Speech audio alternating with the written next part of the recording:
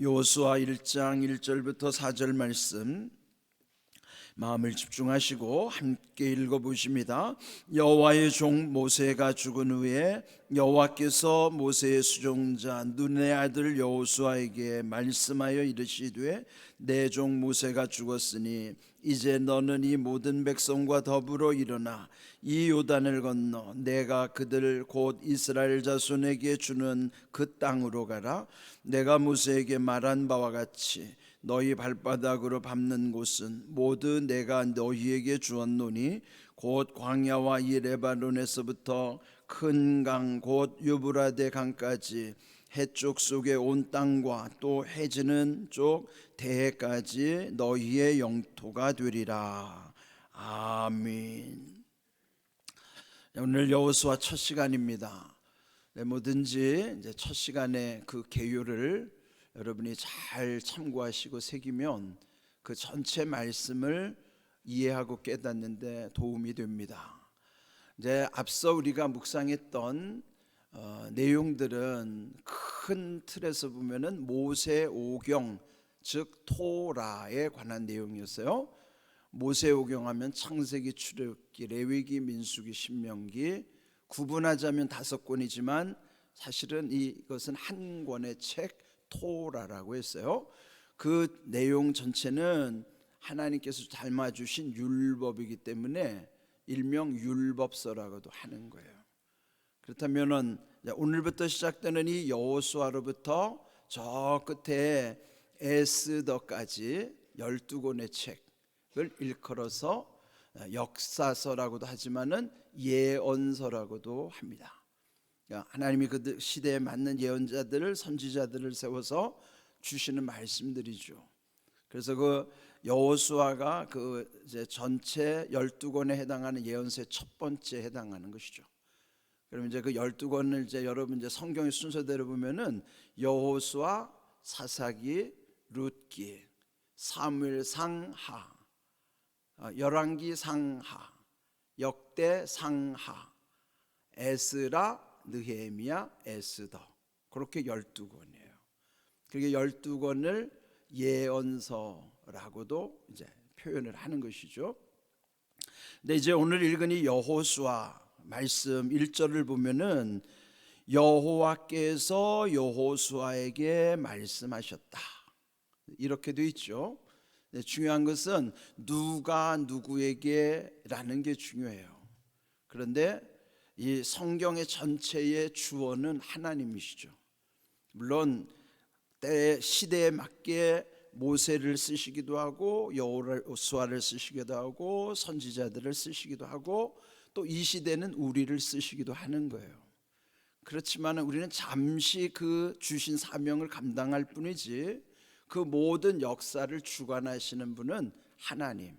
그래서 누가 누구에게 할 때 여호와께서 지금 여기에 주어진 세운 지도자는 여호수아이기 때문에 여호수아에게 이렇게 하는 거예요.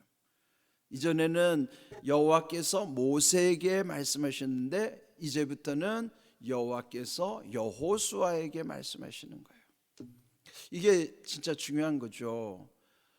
그래서 이 성경에 나타나는 인물들이 주인공이 될 수 없어요.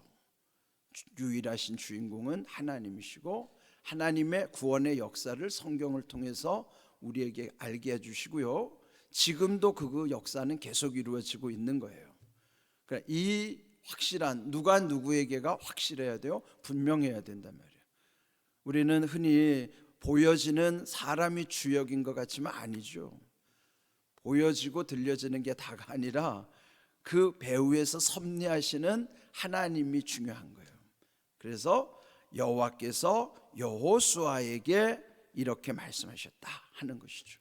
그렇다면은 이전 모세와 함께 하셨던 그 모세오경의 말씀들 즉 율법은 한마디로 말하면 하나님의 약속이에요. 하나님의 약속이 주제라고 하면 지금부터 이루어지는 이 여호수아서의 주제는 그 약속하신 하나님이 약속을 지키시는 거예요.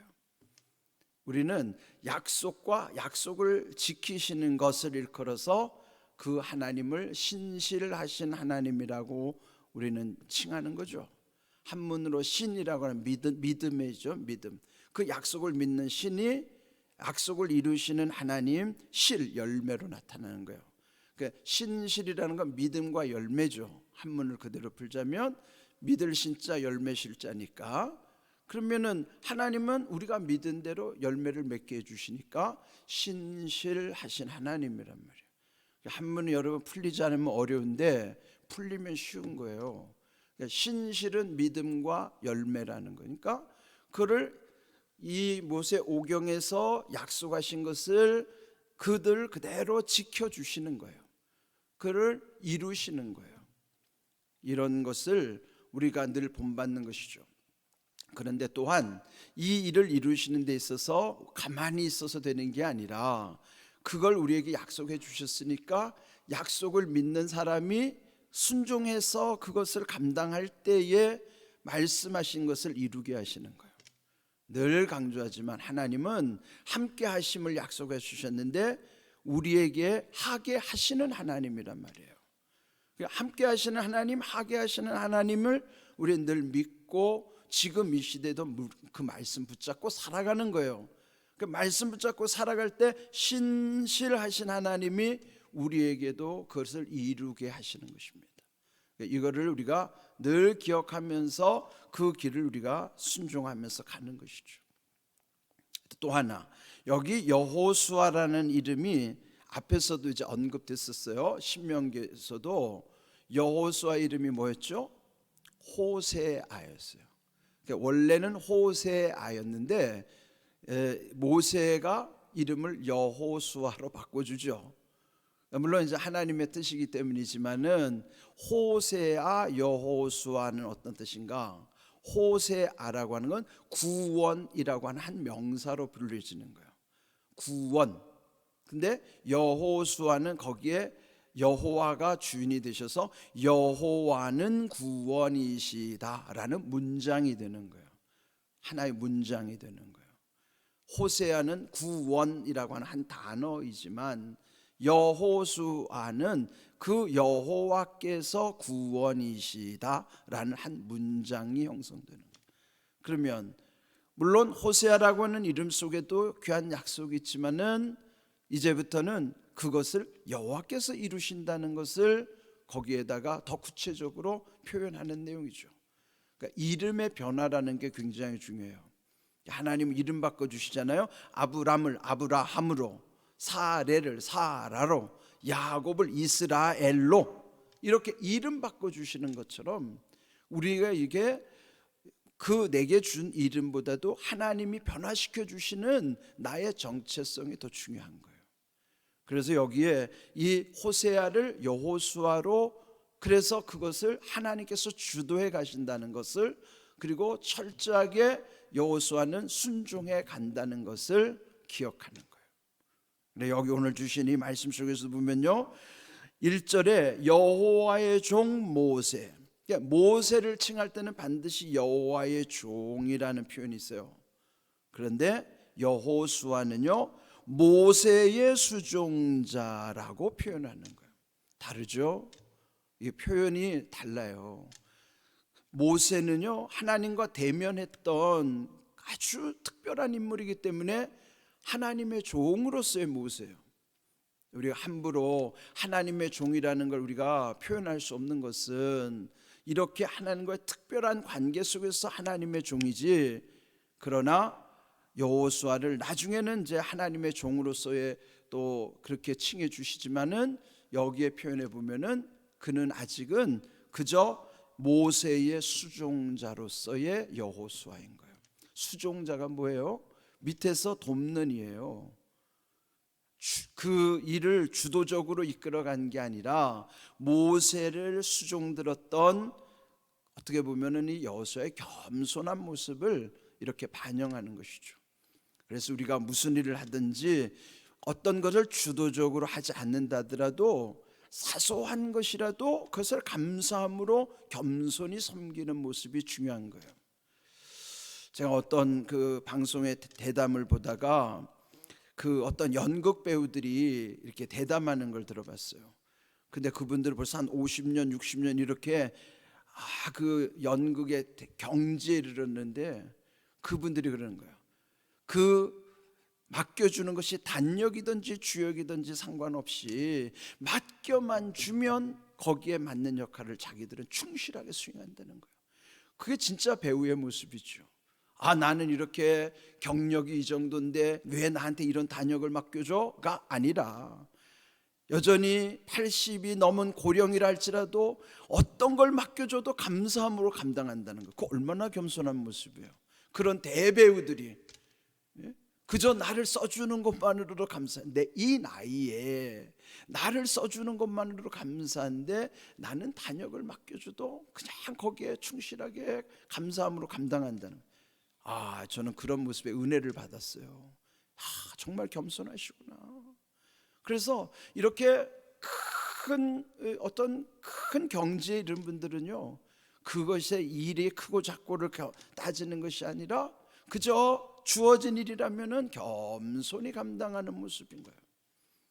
이것이 우리 그리스도인들에게는요, 이렇게 비록 여기에 보면 모세의 수종자로서의 여호수아지만은 그를 통해서 이루시는 하나님의 약속을 더 귀하게 여기는 거예요. 우리에게 무엇을 맡기셨든지 간에 그는 하나님께서 우리에게 은혜로 주셨다는 것을 기억한다면은 그것이 크든지 작든지 어떠한 형편이든지 소중히 여기는 것입니다. 그런데 제일 중요한 건요, 말씀 앞에 겸손한 거예요. 말씀에 순종하는 거예요. 저도 목회하면서 이런 반응들을 보는 거예요. 그래, 이렇게 새벽 기도도 보면은 벌써 이제 지난 시간에 말씀드렸잖아요. 여호수아 시작될 때 누군가가 반응을 보이는가를 보는 거예요. 그 반응 보이는 사람이 복 있는 사람이란 말이죠. 이렇게 우리가 하나님의 말씀 앞에 겸손하고 이런 모든 것을 정말 그 일이 뭐 크고 작고의 문제가 아니라 정말 겸손함 가운데 감사함으로 감당하는 거예요. 벌써 이제 우리 교회학교 보니까 영유치부에 교사 모집 광고를 벌써 한 달째 계속 나고 있어요. 근데 반응을 보이는 사람들이 없더라고요. 근데 최근에 어떤 분이 반응을 보였어요. 그는 이렇게 코로나 기간 동안에 그냥 집에서만 유튜브로 예배드리던 분인데 최근에는 열심히 나와요. 또 제자훈련도 참석해요. 그런데 영유치부에 가서 교사를 하시더라고요. 제가 그런 모습을 보면서 이렇게 반응하시는 분이 복 있는 분이구나 하는 거예요. 여러분, 말씀 앞에 겸손하셔야 됩니다. 우리가 그냥 말씀을 듣는 차원에서가 아니라 그 말씀 앞에 자기가 어떻게 반응하느냐, 순종하느냐, 이것이 굉장히 중요한 거예요. 그 순종 가운데 하게 하시는 하나님을 통해서 그 약속을 이루시는 하나님, 신실하신 하나님이에요. 우리에게서도 중요한 게 신과 실이 우리에게 있어야 된단 말이에요. 그 믿음과 그 결실을 향하여 가는 우리의 모습이 있어야 되는 거예요. 그냥 막연히 드러넣어가지고 내 입을 벌리고 그 감이 떨어질 때만 기다리는 게 믿음이 아니에요. 우리는 말씀을 따라서 살아가는 거예요. 말씀을 살아가는 거예요. 그래야 그 말씀 가운데 하나님의 뜻이 나타나는 것이죠. 능력이 이루어지는, 능력이 그 가운데 부어지는 것입니다. 귀한 믿음 가운데 오늘 주신 이 말씀을 잘 새기시면서, 여호수아도요 전체 24장까지인데 오늘 이 말씀의 개요를 말씀을 크게 보면은 하나님이 말씀하신 것을 따라서 여호수아가 앞장서는데요, 그들이 함께 진군하면서 가나안 땅에 들어가는 정복의 역사예요. 가나안을 정복하는 거예요. 그 정복한 다음에 약속대로 그 땅을 12지파에게 분배해 주는 과정. 그러면 주제가 뭐예요? 정복과 분배예요. 정복과 땅 분배, 이게 주제라고요. 그래서 1장부터 12장까지는 정복하는 전쟁의 역사라고요. 그 전쟁도 하나님이 전쟁을 주관하시는 거예요. 그리고 13장부터 22장까지는 땅을 분배하는 과정이 나오고, 마지막 23장 24장에는 여호수아의 마지막, 이제 모세가 죽었던 것처럼 여호수아의 죽기 전에 다시 그 백성에게 당부하는 말씀으로 이루어지는 거예요. 그러면 이 전체적인 구조와 흐름을 알고 이 묵상을 하게 되면은 여호수아는 이렇게 전개되고 있구나 알 수 있죠. 여러분이 잘 새기시고요. 이 말씀을 또 이제 통해서 그 시대 하나님 어떻게 역사하시고 그 말씀이 이 시대 내게는 어떻게 내가 결단해야 되는 말씀인가? 내게 오늘 주시는 말씀이 주님의 음성으로 들려져야 된다고.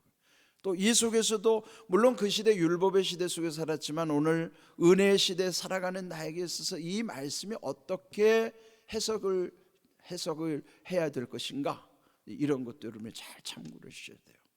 또 여기 오늘 주신 말씀을 보시면 또 2절에 보면요, 너는 이 모든 백성과 더불어 일어나서 그 땅으로 가라 명령하시죠. 중요한 것은 뭐예요? 백성들과 더불어예요.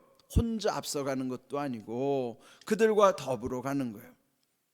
이런 귀한 함께 한다는 것, 함께 순종한다는 것, 그럴 때 3절 말씀처럼 이미 모세에게 약속하신 대로 너희 발바닥으로 밟는 곳은 모두 내가 너희에게 주 얻노니, 이거 뭐예요? 하나님이 이미 약속하셨다는 거죠.